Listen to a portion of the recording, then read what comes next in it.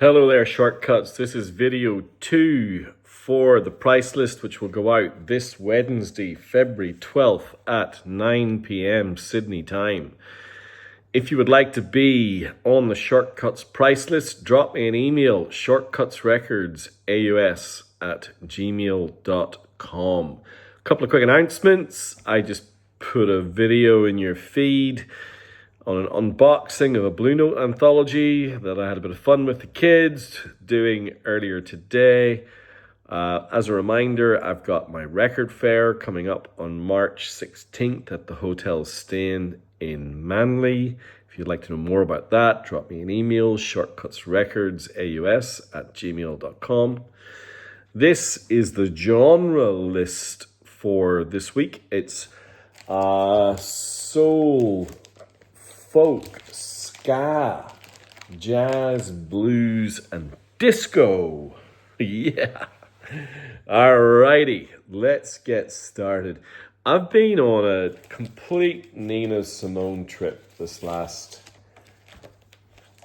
couple of months. And I think we may have peaked with the record that I'm going to talk about now. I'm pretty sure this came out in 1970. I'm going to have to double check. I'll have my research all done by the time we come to the price list on Wednesday. But this is Black Gold by Nina Simone. A live album, an absolute testimony to her ability to blend jazz, soul, activism, feminism into an unbelievably compelling, just live phenomenon. It is just for the fact that this is the album where she performed To Be Young, Gifted and Black, which was then covered by Aretha Franklin and others. This is part of the legacy of Nina Simone's pure genius, and what a beautiful cover. This is a Japanese first press. You can tell because it must be a very early press as well, because it doesn't have an insert. It's got the back sleeve has all of the details, which is quite unusual. They changed that practice, the Japanese, in the late 60s, early 70s. This is on the RCA label. To say that her voice is rich on this record just doesn't even begin to tell the story. The crowd interaction, she has a conversation mid-track with the crowd about the length of her set list. Apologetically. Say, oh, I'm sorry. And they're all cheering. We love you, Nina. Tracks like West Wind. Her guitar player, he played with her. What's his name? Al Schlachman. He played with her for decades. He is awesome on this record. It's deeply sad in places. It's not too long after this that she left the US. Frustration, political tensions, the things that were going on in the world. Anyway, Black Gold is a nickname I had and have for vinyl. You'll often hear me talk about Black Gold. But it's only very recently that I realized it was also the name of a Nina album, which I didn't know. It's not as commercially successful or as commercially bent as Pastel Blues or I Put a Spell on You or Four Winds or anything like that, but it has something. There's something about live Nina that is it's different. It's just Nina. Black Gold, Nina Simone. I've never seen that before. I wonder how many of you actually know that album. Could tell me whether it's something an album that you've grown to love, or what. Where does it sit in her canon? I must admit, I loved it when I played it, but I know there are bigger Nina fans than me out there, and so I get to share. Yeah, it's a beautiful thing. On to something very, very different. This is something I've never heard of, and I wonder if any of you out there have. It is Plainsong, In Search of Amelia Earhart. Look at that. Isn't that amazing? Now, look. In Search of Amelia Earhart. What is the story here, you may ask? It's on the Pioneer, the blue, red, white, and blue Pioneer label. So unusual. Got this booklet and sketches and all sorts. You think, is this some kind of weird prog thing, or what is it? And it really isn't. It is a British folk rock album, really kind of following on the footsteps of Fairport Convention. And that's not too much of a surprise, because a key member of the band is Ian Matthews, who was a core component of Fairport Convention. It's really evocative of Nick Drake, I guess more acoustic, Crosby, Stills, Nash and Young, obviously Fairport Convention. The standout tracks are Amelia Earhart's Last Flight. I guess it is a concept album. You those of you who dig it, you come and tell me what you think. The instrumentation is outrageously beautiful in places. I was really surprised when I played this. I played this about 2 weeks ago. I've had it for quite some time. I've seen that there's some reissues, and that some people have written blogs that are very complimentary of the record. It's just not a genre that I know or understand. But there are a few of you out there who've asked about Fairport Convention, and maybe this album will resonate with you folks. I think I read a couple of critic reviews at the time, and they raved about it. And the band split up, but then came back. The band, of course, being Plainsong, came back and resurrected the name in the 90s. It's very, very, very strange and lovely at the same time. I don't know. I always like chucking these curveballs your way, and maybe someone out there knows more about In Search of Amelia Earhart by Plainsong. All right, I've got 3 records now that are all of a certain ilk. They are explosive ska. This is Ska Pig by Mark Foggo's Scasters, and I think probably the best of them all, Hallelujah Ska by The Late Notes. This is, I guess, what you'd probably call the second wave of ska. So this is not political, this is fun, this is upbeat, this is party music. This is following on the footsteps of Madness and some of the other kind of more commercial and pop-oriented ska bands of the time. But that's not to say that they don't have their edge or their appeal. Those last two, the Ska Pig and the Late Notes, I put a couple of tracks on a few weeks back, and the kids were having a boogie. They didn't know what they were boogieing to, but they were having a boogie. It is dance music. It's pure joy. if you're into ska, those are all either UK or Dutch first presses in lovely condition. Very, very unusual. I don't really remember having ska of this nature on the list before, but that's the beauty of the list. Anything can happen, And if you've got a record on Skanky Lil Records, then you're doing something good.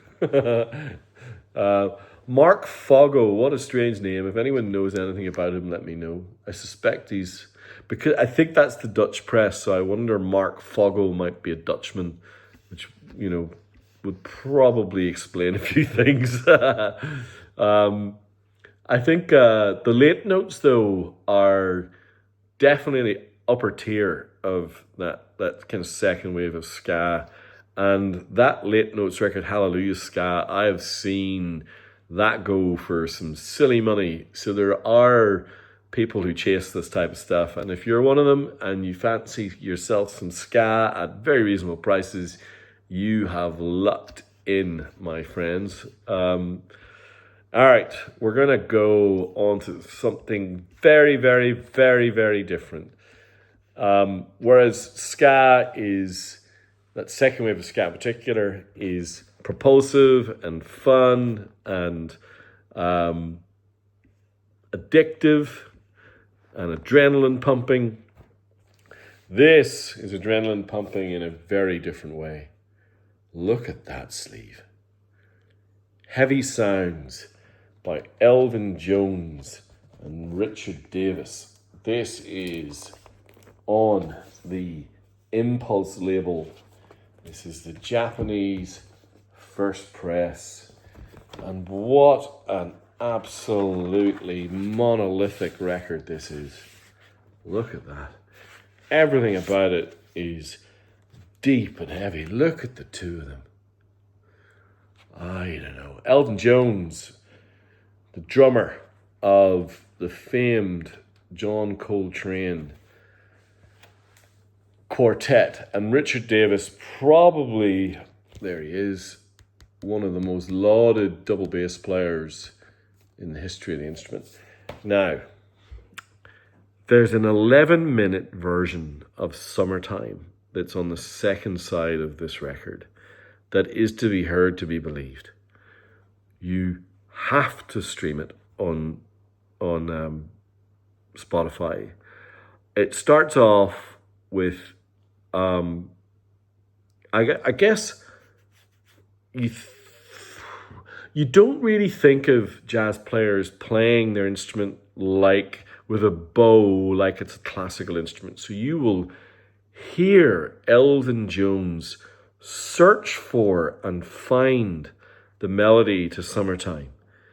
He immediately dismisses it and plays around the edges with the bow and the bass before Elvin Jones enters and, like the Three Wolves, blows the house down. I cannot describe it any other way. It is, to quote the sleeve, a heavy sound. There's something about some of these Impulse records at that time. They don't have the touch and detail of the Blue Note, but they have a thickness to them that's really something.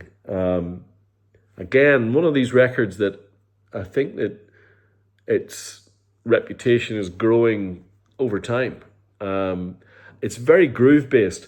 The opening two tracks, Raunchy Rita. Raunchy Rita is almost like funk blues. It's very, very cool. Very, very interesting band. Elvin's Guitar Blues, which I think follows Summertime, from my recollection, features Elvin Jones playing acoustic guitar. And apparently that's his only ever recorded time doing so. That's like, how bizarre. Really, really interesting record. As an antidote to the heavy sounds, has something light and fun. The fabulous Fats Navarro. Now, this is just adrenaline fun, Sugar Sweet, another lovely Blue Note recording. I can't remember what year this is, but it's probably going to be in the 50s. Our Delight, The Squirrel, The Chase, Bouncing with Bud. This is Lady Bird. This is just Sunday afternoon fun. One more jazz record to talk to you about. One of my favourite Miles Davis records. This is Milestones. Miles Davis. This is a very early Japanese press.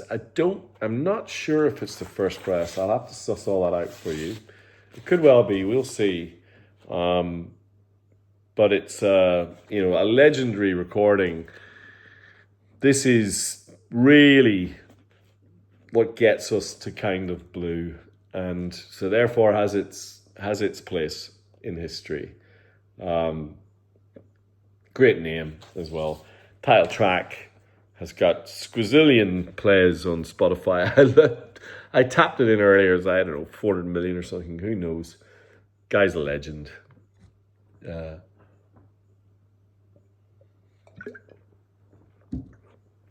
My throat's getting a bit sore, so I have to lubricate with some beer. All right, final few records. I had a Roy Buchanan record on the list probably 6 weeks ago, and I could have sold 5 of them. So I've got this now, Roy Buchanan's second album, another kind of Stratocaster. Was it Stratocaster or was it Telecaster he played? Telecaster blues of the highest order, super melodic, well worth a stream. If you'd rather have your blues played with slide guitar, we've got Earl Hooker's Don't Have to Worry. This is the first press on the Pink Label Probe. You always hear me raving. Pink Label Probe is a good thing. Guaranteed great sound. It's a really fun record. John Lee's cousin plays slide, not lead. Really kind of dirty, groovy sound. I like it a lot. You also know how much I like these Globe compilations. This is the best of Muddy Waters. This is the Muddy Waters compilation I think these Globe records are the best sounding versions of these. You can get a lot of kind of cheap UK and US copies of Muddy from this time, and they really don't sound good. I Can't Be Satisfied, Rollin' and Tumblin', Rollin' Stone, Walkin' Blues, Hoochie Coochie, Feel Like Going Home. You will see Muddy in the Led Zeppelin movie playing, and these Globe compilations are supremely good for those of you who fancy a bit of blues. I'm just going to put one of these up.